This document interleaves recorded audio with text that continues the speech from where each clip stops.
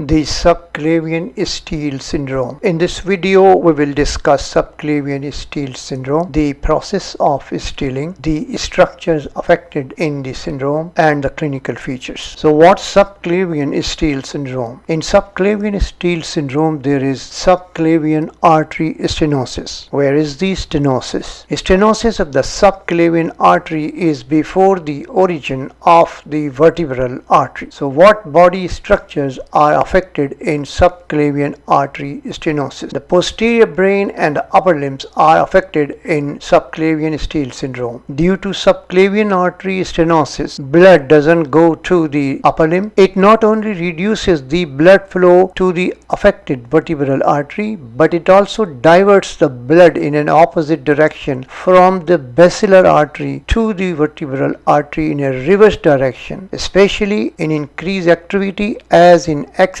there is an increased blood flow to the upper limb from the vertebral artery when the blood goes from basilar to the vertebral artery. Where is the stealing? The stealing point is at the junction of the two vertebral arteries where they unite to form the basilar artery. Increased blood flow from basilar to vertebral artery leads to decreased blood flow to the brain, causing decrease in posterior circulation, leading to low flow TIA, transient ischemic attack. So what happens in low flow TIA? Reduced blood flow to the vertebral system causes decreased circulation in the posterior part of the brain, leading to TIA with vertigo, dizziness, and alternating hemiplegia. So there is alternating hemiplegia in low flow TIA. And what are the clinical features in the upper limb? The condition is usually asymptomatic, or in the affected limb there is reduced pulse pressure and blood pressure. The radial pulse disappear on elevation of the arm. There is more than 15 millimeters of mercury difference in blood pressure on the two sides, and there is bruit in the supraclavicular fossa. The extremity is cold,